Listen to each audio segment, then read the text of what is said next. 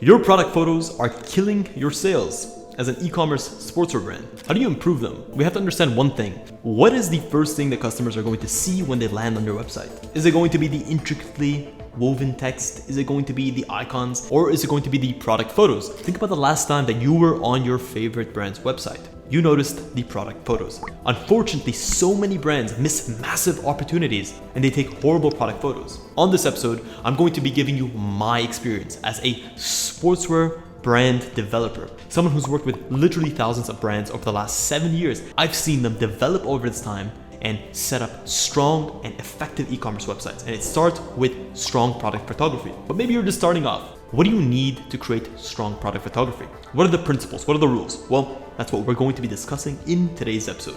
Let's consider why product photos matter. Number one is that first impressions matter. Think about the last time that you met someone that set a first impression that was just off. Think of how difficult it was for them to get back and to regain your trust. Also, the biggest challenge that you're going to face as a startup brand is customers returning products because they think that the color is wrong, because it wasn't as advertised on the website, because it just didn't look the way that they expected them to look like. What do we need in terms of equipment? I'm gonna keep it quite simple for you. Yes, you can shoot your products with an iPhone camera. The iPhone 16 has a phenomenal camera, the 15, the 14, they all have great cameras. But if you wanna invest into something that's specifically catered towards quality product photos, I'd recommend investing into something as simple as a Sony A series camera or an A7 series camera with a variable lens of between 50 to 100 millimeters. In terms of lighting, lighting is going to be key. You need a large key light, similar to what I have right here, that's just going to fill up the space. Then we need a fill light, something from the left side that fills in the shadows that are going to be created by your key light. Your fill light, again, should match the color temperature of your key light, and it should just fill in those shadows so that you don't have a harsh amount of light coming from the right side, and then from your left side you're going to have these sharp shadows, and then you have your key light or your rim light from the back that just draws these silhouettes, and that helps your subject pop out of the background.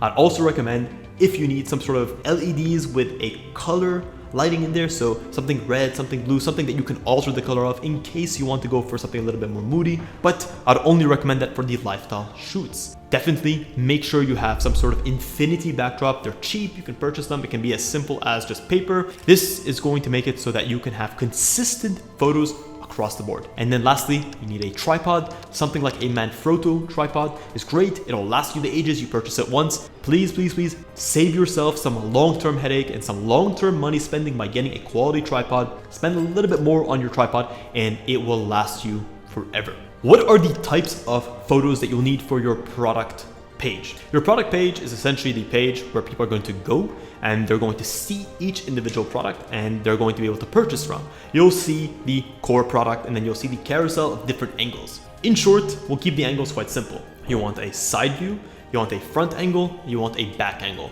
And I also like to add in there, especially for sportswear brands, some sort of full outfit shot that's in a dynamic pose to showcase and to show off the quality and the functionality of the product. And lastly, consider macro photography. With macro photography, you're going to need a focal length of 100 millimeters plus. And the idea here is that you're getting really close to the details, especially if your product has specific details. Maybe you have a water resistant or a moisture wicking finish. This can be a great way to bring out and to call attention to the smaller details that may be more difficult to spot from the product photos themselves. When it comes to posing and how your model should pose, we keep it simple. In short, for both men and women, we can have a neutral pose of hands down on the sides, and very simple, this can be your standard pose. You can experiment with more slim fitted items with having your model put her hand on her hip and the other hand besides the leg. This can be a bit more of a casual pose and it can help to accentuate or to show off a more streamlined silhouette to the garment. You can also have a slightly angled pose to the side where the model is tilting more towards the right. These can be simple poses and it's important to keep them as simple as possible to be able to replicate them. When it comes to styling and product preparation, this is going to be key.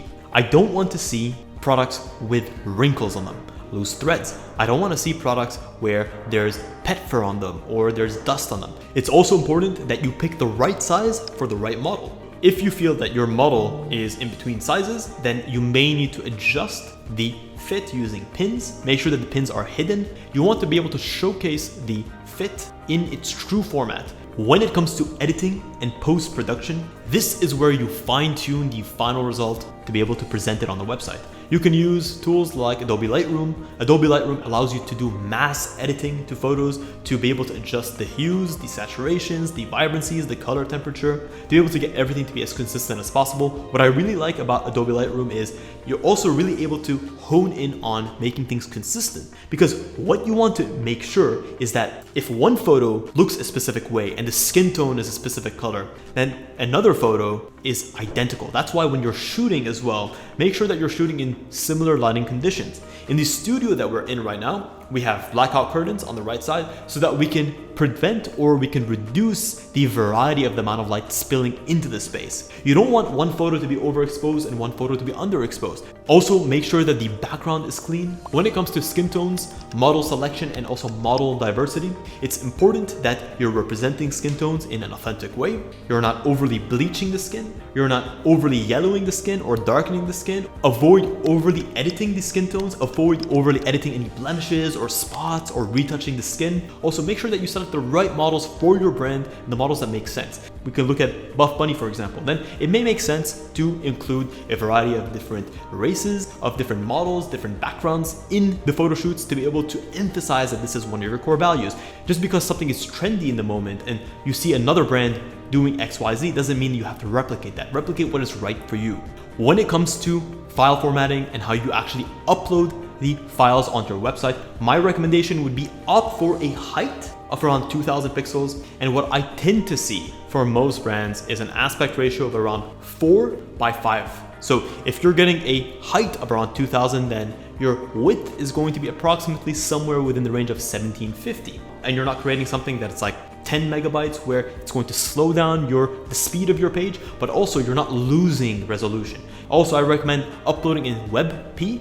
This is going to be a much more effective and much more compact. I'd also recommend, definitely, this is an underrated effect. Try to add some alternative text. This can help you with your search engine optimization. So when people are looking for something, you might describe the bra as high impact supportive bra in olive green. If you guys want some examples of websites to look at with phenomenal product photography that really exemplify everything we've spoken about, you can look at Gymshark. Gymshark is the master of doing high quality product photos with even lighting, with natural looking models that are not overly touched up or brushed, that have clear lighting, that showcase the products in effective ways that make sense. They have a nice balance of different poses that are neutral enough so you can get the idea of the model and the idea of the product without sort of being distracted by a weird pose, and at the same time give you variety. They keep you hooked, or they keep that visual interest. You can look at Buff Bunny. Buff Bunny is phenomenal. They add a little bit more moodiness and more drama into their photos. You'll notice the shadows are a little bit more punched up, but not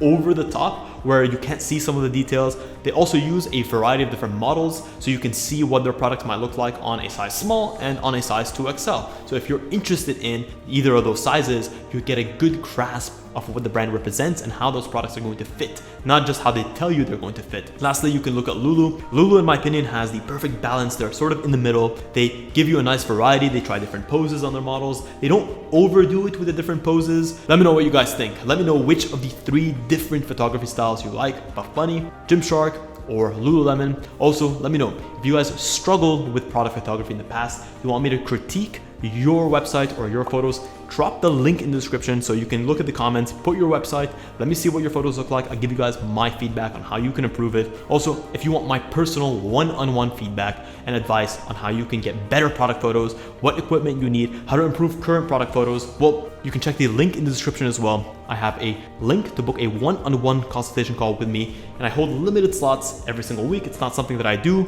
I have very limited office hours, but I am happy to hop on that call if you manage to book it, and we can do a call. I'll give you a full report after the call of what actionable steps you need to take so you can make those improvements so that you can actually benefit from what we've spoken about. Guys, let me know what episodes you want to see in the future.